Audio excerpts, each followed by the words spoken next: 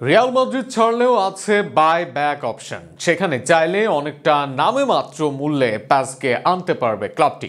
এছাড়া প্যাজও এই ক্লাবে ফেরার ইচ্ছে জানিয়েছেন, তবে এর মাঝে আছে প্লেইং টাইম সহ নানা ইস্যু।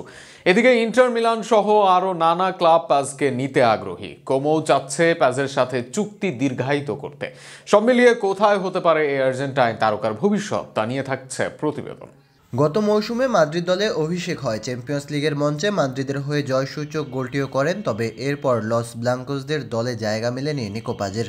মৌসুম শুরু হবার আগে নিজেদের একাডেমিক পাজকে বিক্রি করে দেয় রিয়াল মাদ্রিদ। সেখান থেকে আবারও পাজকে পেতে মারিয়া এই ক্লাবটি। মাঝে অর্ধ মৌসুমে এই আর্জেন্টাইন নিজের যোগ্যতা প্রমাণ করেছেন।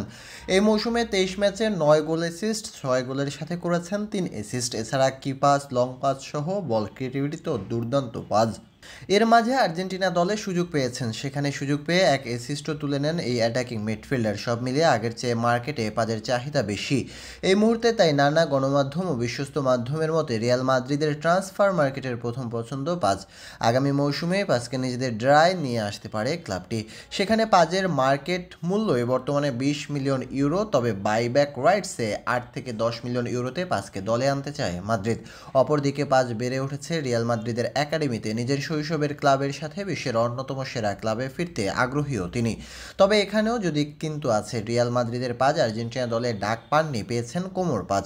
লিওনেল স্ক্যালোনি বড় নাম দেখে নয়, পারফরমেন্স দেখে ডাক দেন দলে। আর সেখানে MLS ব্রাজিল লিগ থেকেও নিয়মিত তার দলের ডাক পান অনেকে। এছাড়া মধ্যম সারির ক্লাবের পারফর্মারদের বের করে আনেন তিনি। সেখানে বড় ক্লাবের বেঞ্চে থাকা খেলোয়াড়রা থাকেন উপেক্ষিত।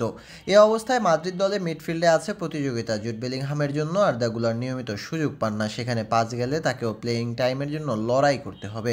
2026 সালের বিশ্বকাপের পরিকল্পনায় আছেন পাজ। এমন অবস্থায় প্লেয়িং টাইম নিয়ে ভাবতে হবে তাকে।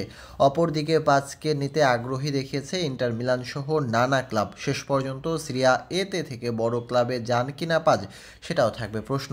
তবে এই আর্জেন্টাইন নিজের দেশের কথা ভেবেই নেবেন বড় সিদ্ধান্ত।